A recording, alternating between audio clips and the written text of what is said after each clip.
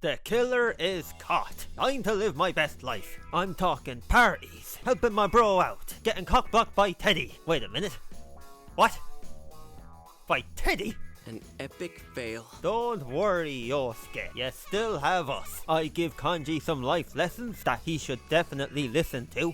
Teddy decides to act like a perv. I'm going to have to kill him later. But first, I make Yosuke jealous. Dude, seriously? Then I meet the ace detective, who actually seems to have more brain cells than my entire crew put together. So about 7. But I decided to worry about that later. Time for a class trip. This is just school! Nevertheless, I take the opportunity to try and snatch that ace detective. We need a member with a functioning brain. Instead, I get Kanji and Teddy to have a makeout session. So this was a complete failure. But I would get him on my crew. I was determined. I needed someone to give me the answers. And god damn it, Makoto isn't here. If a job's worth doing, it's worth doing well.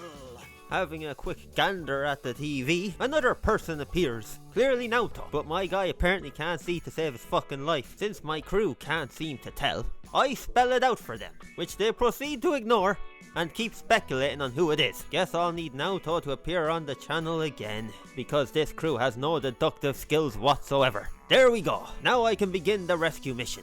We begin the old song and dance of getting information on the target, but first I must solve some riddles. I have to keep my mind fresh. Then I go get the information I need. I have to find a police officer. I'll get the information out of him. He basically tells me to fuck off, so I go and cry to Chie, who tells me to cry better. So I do, and I get the intel I need, which is wait until tomorrow to get the information from the other police officer. Finally, we have what we need. Don't worry, buddy, I'm on my way. This dungeon isn't as nice as the others I've been to. Looks rather cold, but don't worry, I can power through. I've proven my manhood. Alright Kanji, calm down there mate. This palace, to be quite frank, was a disaster. First I opened the box and it had shadows, golden hands. I thought to myself, XP here I come. I quite literally spent the fight being countered, often more than once, or absorbed. Then 2 ran away. I got a crit on the 3rd and got him down to a position where we could kill it, but Teddy got countered and Kanji couldn't finish it off. So I got 0 XP from all that. Then I get greedy and try and go for the kill when I have low health and proceed to get countered. Then I get obliterated by my own attack. Watch it. That one's immune to electricity. I think the countering my physical attack would have been a bit more useful. I don't have access to this door. Really, nothing is going my way. I chase a hand in the hope of getting some XP, but I accidentally open a box with a shadow in it, which in case you didn't know, means the hand is gone now. Since the research card I got on the 6th floor only opens the door on the damn 4th floor, I had to go back, which meant walking through 4 and 5 again. Then it's on to the boss, who at least is very predictable. When he charges, I just guard so we don't die. Then I just hit him, rinse and repeat. Once he went into standby mode, I knew my job was done. He nearly gave me a heart attack when he used last resort, but I survived it, and now I got the card. I'm almost at the end of this hell. Afterwards, I died to a last resort. I'm getting real sick and tired of looking at that damn screen. At least I made it to the end. Don't worry, friend, I'll save you. Shadow Naoto reveals some shocking information. Naoto is actually a lady. Since Naoto is obviously going to reject the shadow, time to fight. Why does it look like it belongs in Mega Man? I'm not going to lie, this fight was really easy. And I mean, super easy. For some reason, she liked the wind move, so I was never worried about her killing me. She can kill the others all she wants. I can just bring them back. Near the end, she did try to use fire on me, but it was too late. She had been bested. There we go, we got our last member, who has more brains than the rest of them combined. She'll be a useful addition. Since we got a new member, I was looking forward to an intellectual exchange of ideas and theories about the killer. Oh, could there have been a TV on the side of the road? Why do I even fucking bother? Naoto makes a really clever suggestion. Too bad it leads to absolutely nothing. Since my bro needs my help, I'm joining a band. Because apparently his dad's job security is fairly shite. I wanted the triangle, but instead they threw me on bass. After a lovely animation, Teddy shows us up by doing a crowd surf. We'll show that bear how it's done. Let's go, boys! Well, that was embarrassing. Kanji may need to go to a doctor. Landing like that on concrete just isn't good for ya. Now on to more important things. I get a letter, probably from a secret admirer. Oh, it's actually from the killer. How fucking dare he! Sending me a letter, and couldn't even add an apostrophe in the don't. I quickly relay this to my crew, and 5 minutes later, they're changing the subject to talk about the culture festival. Why should we be distracted by the culture festival? There's a killer on the loose, and he just threatened me. Also, the excuse they use to have everyone enter this little pageant is the biggest load of bollocks I have ever heard. Seriously, I do not have time to be distracted by awkward silences. I have enough of those in real life. We get the piss taken out of us, this is just rock bottom, and now we're getting shown up by Teddy again. I'd hit it.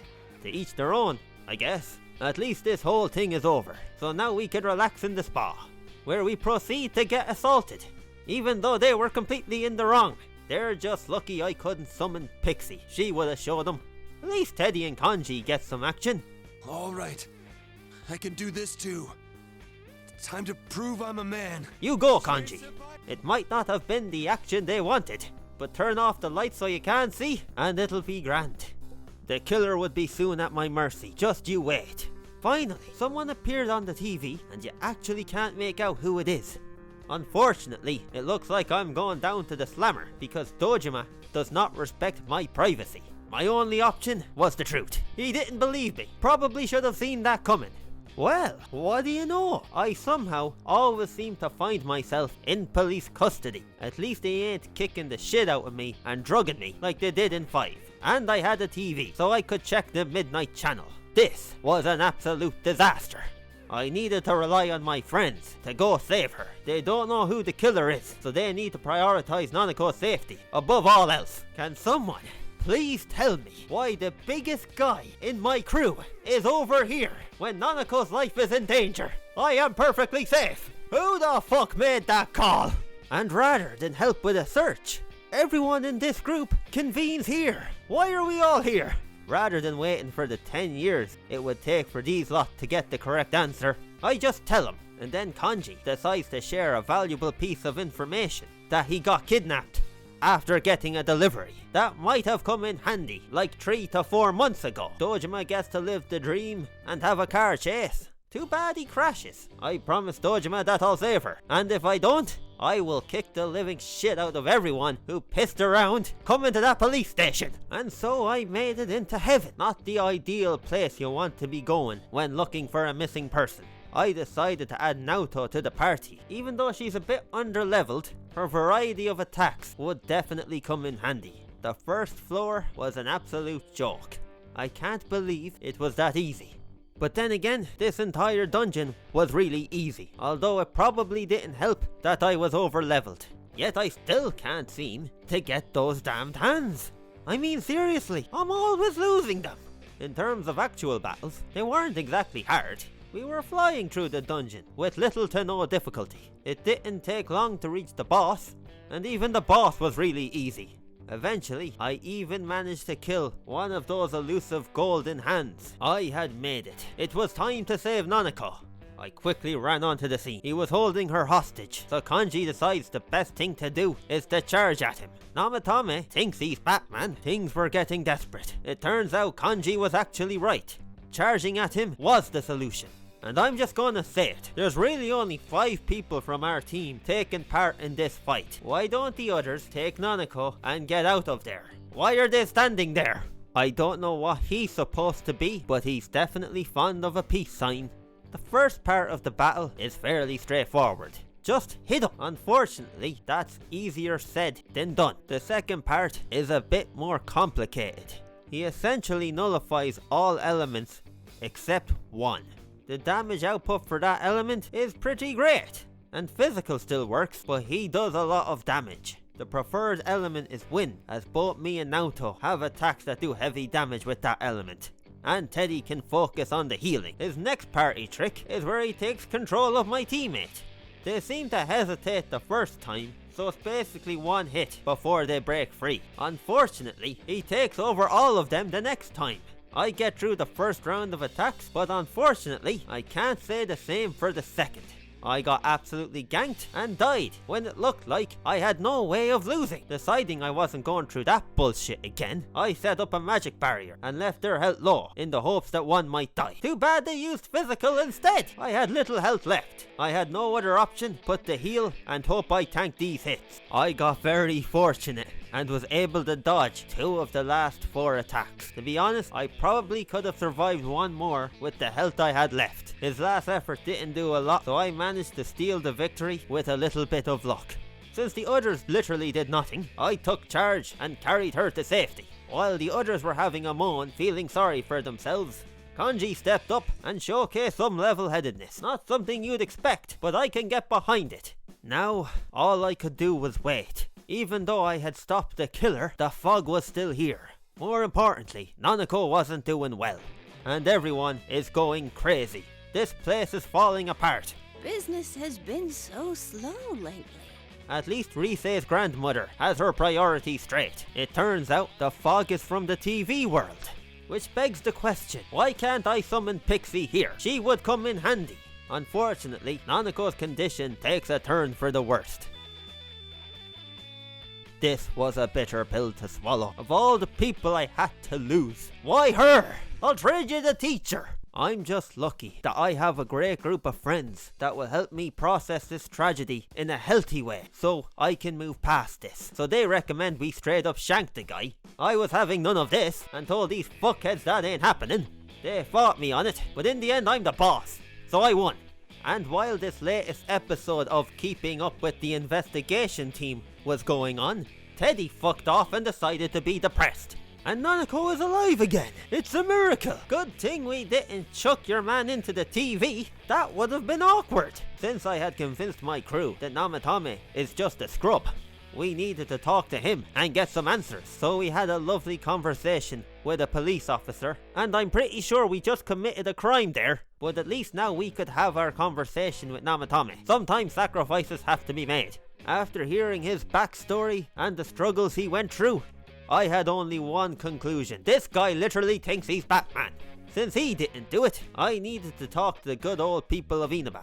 Too bad, they're all frickin' nuts. It seems it was up to me to figure out who did the killing around here.